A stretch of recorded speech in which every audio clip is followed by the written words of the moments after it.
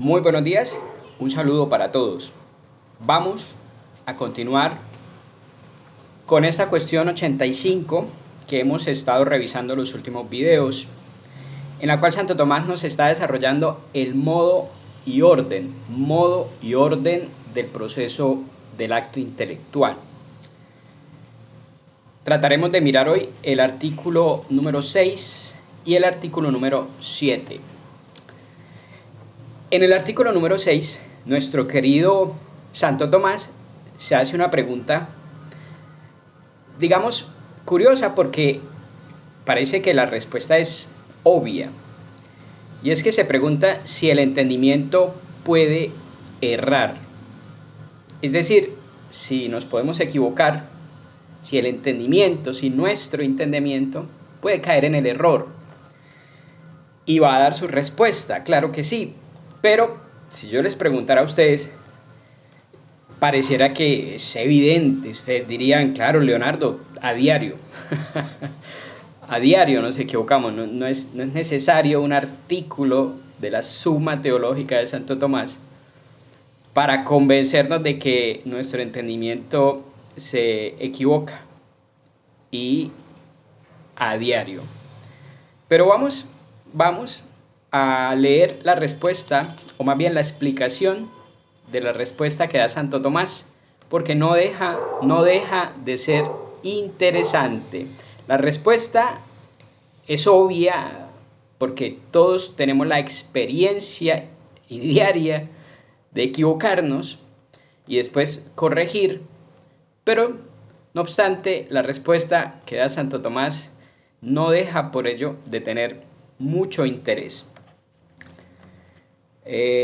Tomo la respuesta de mi libro, donde expongo, trato de explicar este tratado sobre el hombre de Santo Tomás. Dice así: el amable lector dirá con rapidez que sí, que evidentemente nos equivocamos y a diario.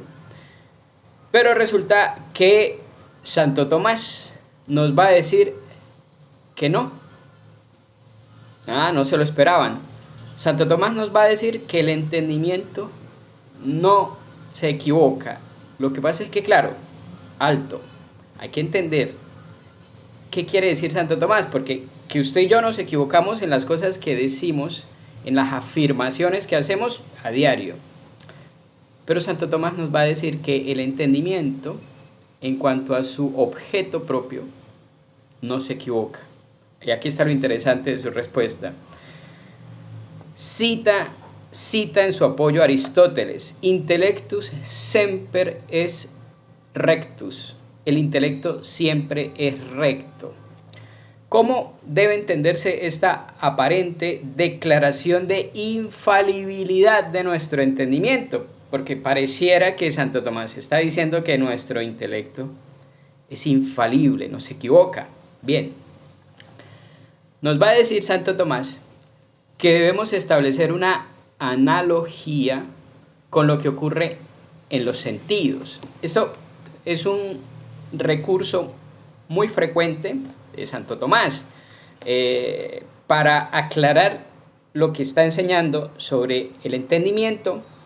A veces recurre a compararlo con la voluntad, como hemos visto varias veces en estos videos, y en otras ocasiones recurre a compararlo con los actos de los sentidos. En esas comparaciones, Santo Tomás va dejando en claro lo que distingue al entendimiento y también lo que asemeja el acto del entendimiento con el de los sentidos. Entonces, dice Santo Tomás que debemos establecer una analogía con lo que ocurre con los sentidos, que también son facultades de conocimiento.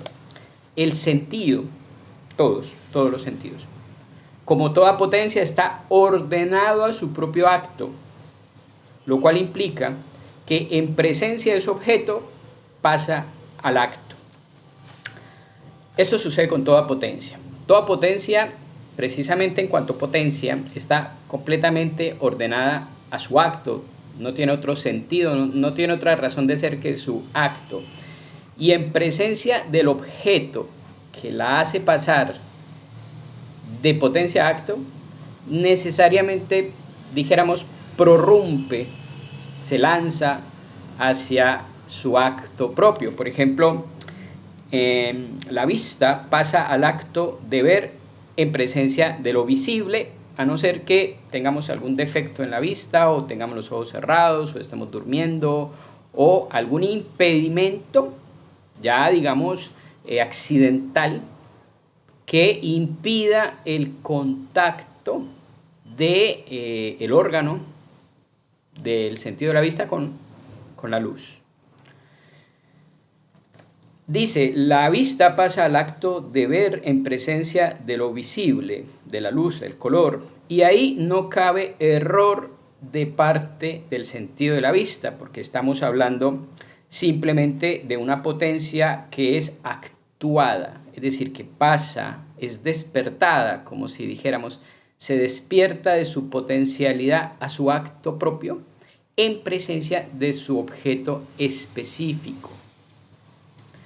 Donde se puede dar el error es en los momentos secundarios, como por ejemplo respecto de los sensibles comunes, como el tamaño, por ejemplo.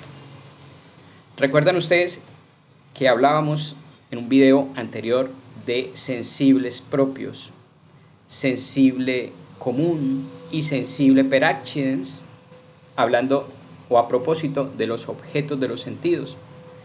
El sensible propio en la escolástica es el objeto que por su naturaleza está ordenado a una potencia, y esa potencia tiene ese y no otro, ese objeto como su objeto propio. La luz con respecto a la vista, el sonido con respecto al oído, las superficies con respecto al tacto. Ese es el objeto propio o sensible propio, el propio de cada potencia. Pero luego hay sensibles comunes, que se llaman comunes porque de suyo no son objeto únicamente de un órgano específico, sino que son captados por varios órganos al tiempo, como por ejemplo la distancia, las figuras, los tamaños, son objetos sensibles comunes. Comunes porque no se puede decir que pertenezcan a un solo sentido. Ustedes dirán, pero Leonardo, el tamaño, la vista. Y no, la vista tiene como objeto propio el color, o si nos vamos a poner técnicos, la refracción de la luz sobre las distintas superficies que da como resultado ciertas longitudes de onda que interactúan con la retina y bueno, todo lo que ustedes seguramente ya saben, que hoy sabemos gracias a la física, a la óptica, de cómo es el proceso físico-químico específico en detalle del acto de la vista. Pero el ojo no ve tamaños, ¿se fijan? El ojo no ve tamaños. Al ojo le corresponde la refracción, las ondas, las longitudes de ondas que se desprenden de las distintas superficies en su contacto con la luz. Pero ¿y el tamaño? Porque nosotros vemos un edificio y podemos saber si es más o menos de cierta altura, lo podemos comparar con otros y saber si es más pequeño o más grande. Eso no lo capta como tal la vista. La vista capta la refracción de la luz sobre las superficies. Entonces, bueno, estos sensibles que no pertenecen a un solo sentido, sino a varios, ya sea combinación de sentidos externos o combinación de sentido externo con alguno de los internos, se llaman sensibles comunes. Y finalmente, sensible per accidens o accidental, que en Santo Tomás y en la escolástica es la substancia. Fíjense qué curioso, siempre decimos que la substancia es percibida únicamente por el intelecto. Por el intelecto, porque los sentidos tienen como objetos propios siempre cualidades que de suyo pertenecen al orden de las realidades físicas. Y la substancia no pertenece propiamente a ese orden de realidades, y por eso se dice que la substancia es aprehendida, entendida por el intelecto. Pero hay tanta continuidad entre el intelecto y los sentidos que radica esa continuidad o se explica en la unidad de la persona. No somos dualistas, no somos un espíritu que va dentro del cerebro manejando la maquinita del cuerpo al estilo en que de pronto lo pensó Platón o los dualistas de todas las épocas que nunca han faltado. Hay una unidad, somos una substancia una con dos coprincipios, materia y forma, pero materia y forma en el individuo humano se imbrican de tal manera que no es posible hablar de dos cosas, de dos sustancias. Somos una, somos unidad. Por eso hay una continuidad, no hay un corte así quirúrgico entre el intelecto y el sentido, sino que, y ya lo hablábamos a propósito de la cogitativa, recuerdan, el más elevado de los sentidos internos, como hay una continuidad misteriosísima, por supuesto, pero hay una unidad entre intelecto y sentidos, entre vida de las potencias superiores y vida de las potencias inferiores. Entonces, la substancia es un sensible per accidens, es decir, cuando vemos venir a una persona, nosotros decimos, ahí viene un hombre y es Luis el hombre. Pero, ¿cuál sentido captó al hombre Luis? Porque con el oído lo escuchamos hablar de lejos, escuchamos sus pasos, con la vista percibimos la refracción de la luz y bla, bla, bla, su tamaño, tal, su forma, como sensible común. Pero, ¿y el hombre? Porque decimos, viene Luis, el hombre, el ser, el animal racional, Luis es un hombre. ¿Eso cómo lo hacemos? Porque fíjense que si eso no lo perciben de alguna manera los sentidos, sería imposible que la inteligencia dijera, ahí viene un hombre. Precisamente porque de alguna manera los sentidos alcanzan a descubrir ahí la substancia o lo substancial, de alguna manera, sensible per accidens, accidental, de manera accidental, ahí como que se cuela la percepción de la substancia también ya en el nivel de los sentidos. Bien, vamos a ver, seguimos. Dice, la vista puede, por medio de su objeto propio, que es el color, aprehender indirectamente el tamaño de un objeto y llevar a la persona a juzgar sobre dicho tamaño y decir, ese edificio tiene unos 15 pisos de altura. Allí sí que puede haber error, pero ya no es error de la vista, sino del juicio. ¿Se fijan? No error del acto de la vista, que simplemente pasó de potencia acto al contacto con la luz reflejada por la superficie del edificio y san se acabó, como decían las abuelitas, san se acabó, hasta ahí llega el ojo, hasta ahí llegan las posibilidades del ojo, interactuar con la luz reflejada por la superficie del edificio. Claro, en unión con otros sentidos puede más o menos percibir a manera de sensible común el tamaño, y entonces el sujeto, yo digo, ese edificio tiene unos 15 pisos de altura, pero ahí ya no es un acto de la vista, ahí es un juicio, segunda operación del intelecto, y ahí sí cabe el error. Allí sí que puede haber error, pero ya no es un error de la vista propiamente, sino del juicio, basado no en el objeto propio de la vista, sino en un objeto común, indirecto, que es el tamaño. Pero respecto de su objeto propio, único que la lleva de la potencia al acto, no cabe yerro alguno o hay aprehensión del color o no hay, si tenemos los ojos cerrados. Pero si la hay, estamos ante una potencia que pasa a su acto ante el contacto con su objeto propio y punto. También puede ocurrir que por la indisposición del órgano, alguna enfermedad, se perciba mal, pero de nuevo, no estamos aquí ante un error en la aprehensión del objeto propio de la facultad, sino un error provocado por la indisposición del órgano, es decir, algo accidental, como que el órgano no tiene la culpa, él está para lo que está. Otra cosa es que esté indispuesto por alguna enfermedad, por golpe, por lo que sea, como en los daltónicos, dice. Ahora bien, recuerden que está Santo Tomás para decirnos lo que nos parece tan curioso, que el entendimiento no se equivoca. Dice, vamos a hacer una comparación con el sentido y desarrolla en el artículo todo esto que acabo de decir sobre la vista, para que nos sirva de comparación.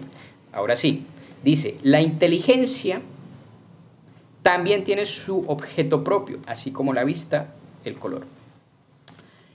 ¿Cuál es el objeto propio de la inteligencia? Lo hemos dicho aquí muchas veces. Quiditas rei materialis. La cuididad, la cosidad de la cosa material.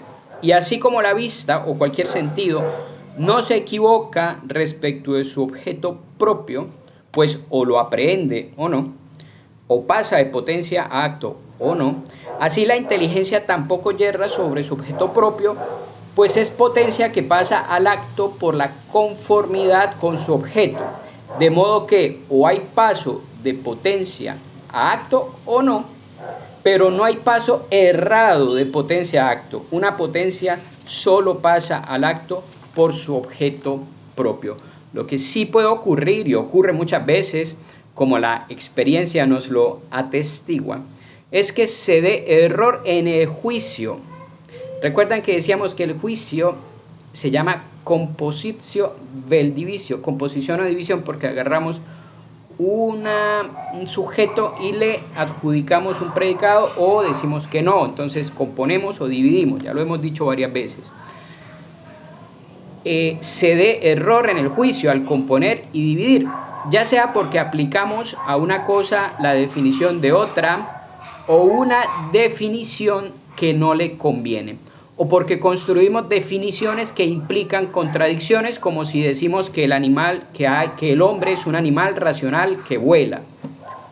Ese que vuela no se puede componer con el concepto de hombre. Si hacemos esa composición nos equivocamos, pero ya es un error del juicio, no ni de la vista, ni del tacto, ni del entendimiento, que si estuvo frente a su objeto propio, la quiditas rei materialis, abstraída del fantasma que le presenta la cogitativa, pasó de la potencia al acto y aprehendió una formalidad y punto.